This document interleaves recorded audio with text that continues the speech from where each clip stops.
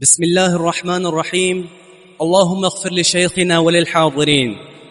قال المؤلف رحمه الله تعالى في باب دخول الخلاء والاستطابة عن أنس بن مالك رضي الله عنه أن النبي صلى الله عليه وسلم كان إذا دخل الخلاء قال: اللهم إني أعوذ بك من الخبث والخبائث.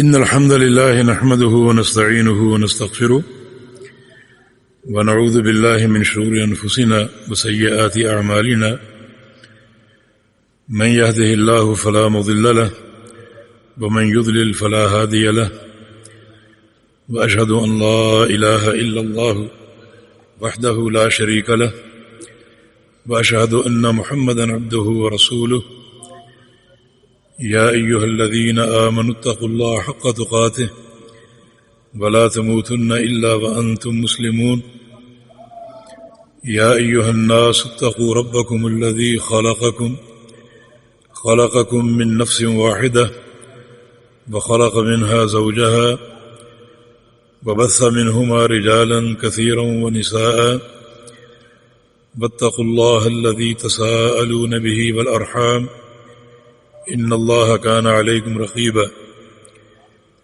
يا أيها الذين آمنوا اتقوا الله وقولوا قولا سديدا يصلح لكم أعمالكم ويغفر لكم ذنوبكم ومن يطع الله ورسوله فقد فاز فوزا عظيما أما بعد فإن أصدق الكلام كلام الله وأحسن الهدي هدي محمد صلى الله تعالى عليه وسلم وشر الأمور محدثاتها وكل محدثة بدعة وكل بدعة ضلالة وكل ضلالة في النار من يطع الله ورسوله فقد رشد واهتدى ومن يعص الله ورسوله فقد ضل وغوى اللهم صل على محمد وعلى آل محمد كما صليت على إبراهيم وعلى آل إبراهيم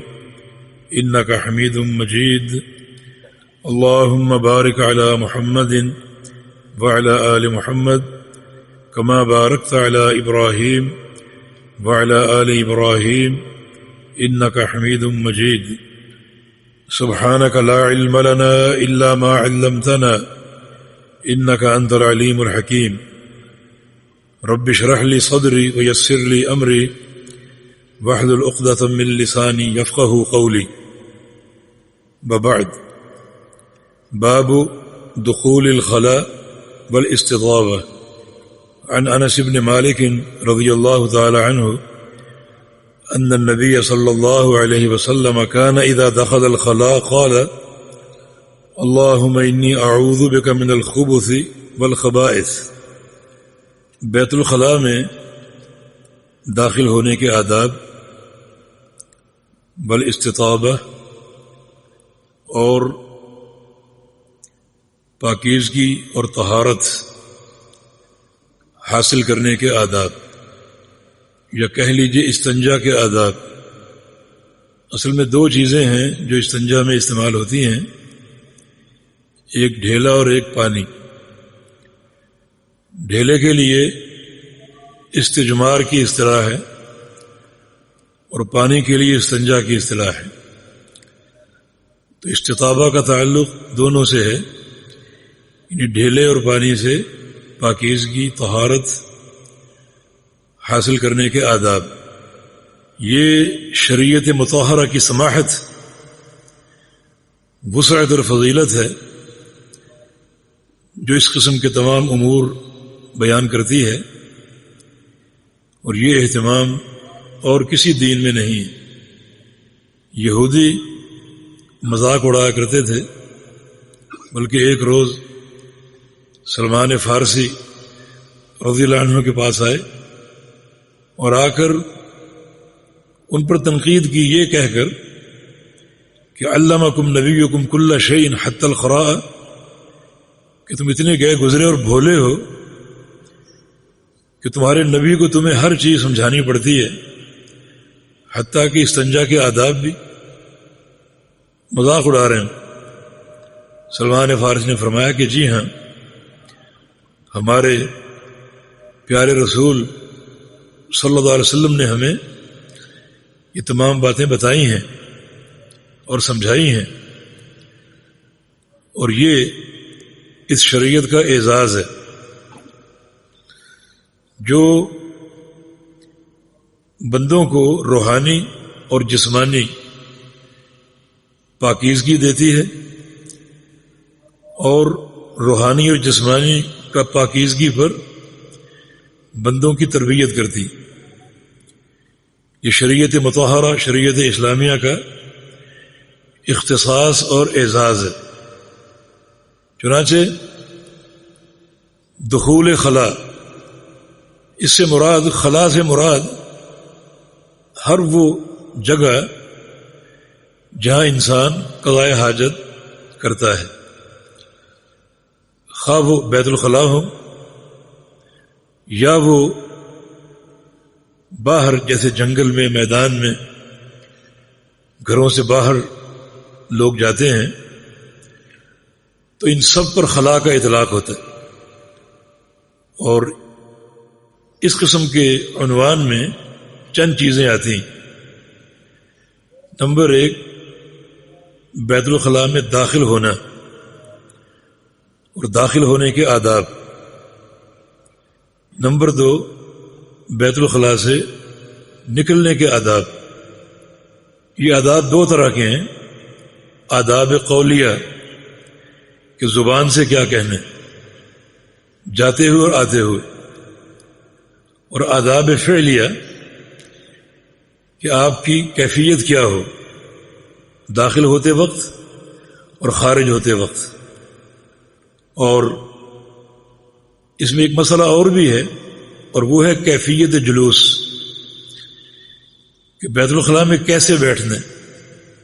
اس میں ایک حدیث اگرچہ ضعیف ہے، بیان کی جاتی ہے، مگر علماء کا تجربہ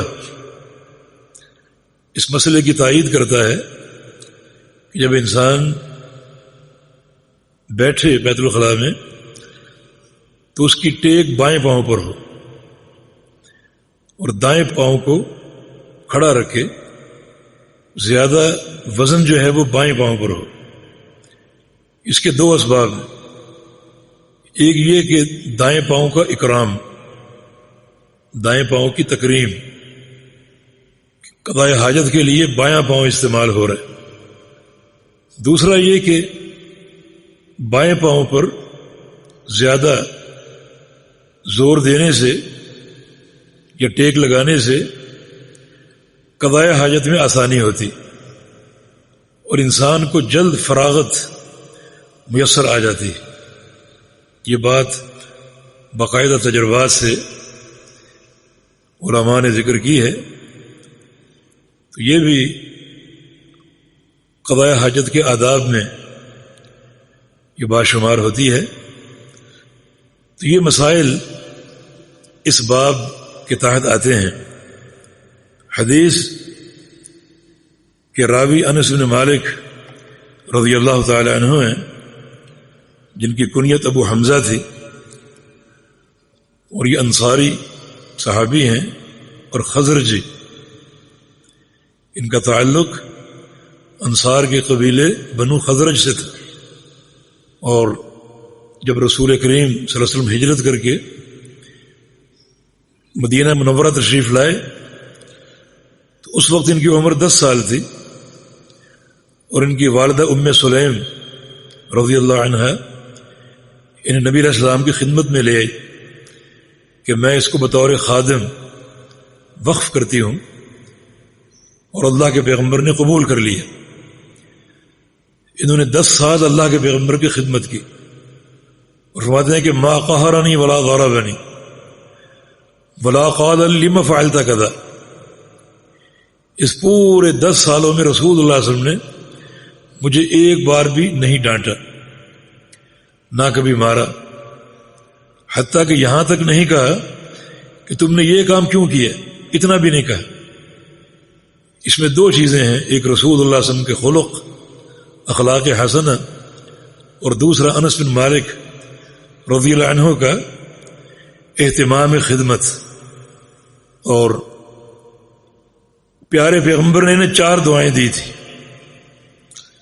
کہ یا اللہ انس کے مال میں اور اس کی اولاد میں اضافہ فرما، اور اس کی عمر لمبی کر دے، اور کل جب قیامت کا دن قائم ہو تو اس کو جنت کا داخلہ عطا فرما دینا۔ یہ 4 دعائیں کی تھی۔ انس فرماتے ہیں کہ 3 دعاؤں کی قبولیت میں نے دیکھ لی۔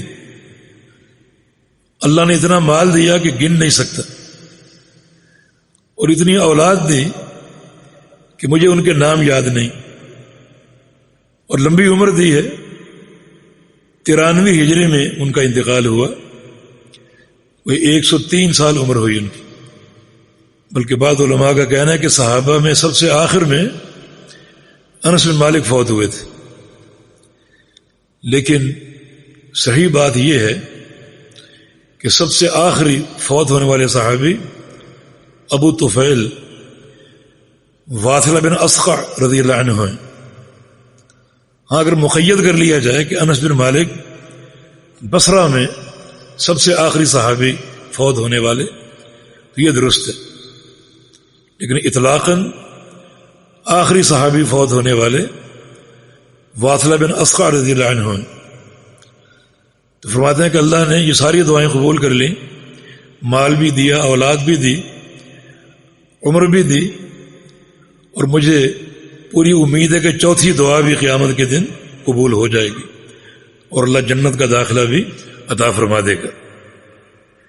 فرماتے ہیں کہ کان اذا دخل الخلاء، رسول کریم صلی اللہ علیہ وسلم جب بیت الخلاء میں داخل ہوتے، قال، تو فرماتے اللہم انی اعوذ بک من الخبث والخبائث، اے اللہ میں تیری پناہ پکڑتا ہوں، تیری پناہ میں آتا ہوں خبث اور خبائث سے۔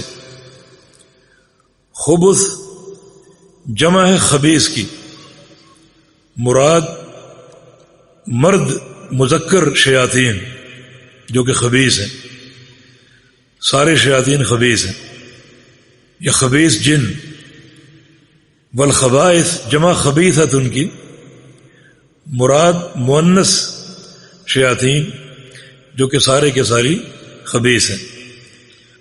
تو رسول کریم صلی اللہ علیہ وسلم خبث اور خبائث سے، مذکر اور مؤنث شیاطین سے پناہ طلب کرتے ہوئے بیت الخلاء میں داخل ہوتے تھے۔ اور یہ دعا آپ کب پڑھتے؟ جب آپ بیت الخلاء کا ارادہ فرما لیتے، یعنی بیت الخلاء میں داخل ہو کر یہ دعا نہیں پڑھی جاتی، کیونکہ اللہ کا نام، اللہ کا ذکر بیت الخلاء میں لینا جائز نہیں ہے۔ اسی سے ایک مسئلہ اور مستنبط ہو سکتا ہے کہ آج کل ہماری وضو کی جگہ بھی بیت الخلاء میں ہوتی، اٹیچ باتھ ہوتے ہیں، اور سارے کام ایک ہی کمرے میں ادا کیے جاتے ہیں۔ وضو سے قبل بسم اللہ پڑھنا چاہیے، ضروری ہے۔ تو بیت الخلاء میں تو اللہ کا ذکر کرنا ممنوع ہے، حرام ہے، پھر یہ کیسے ہوگا؟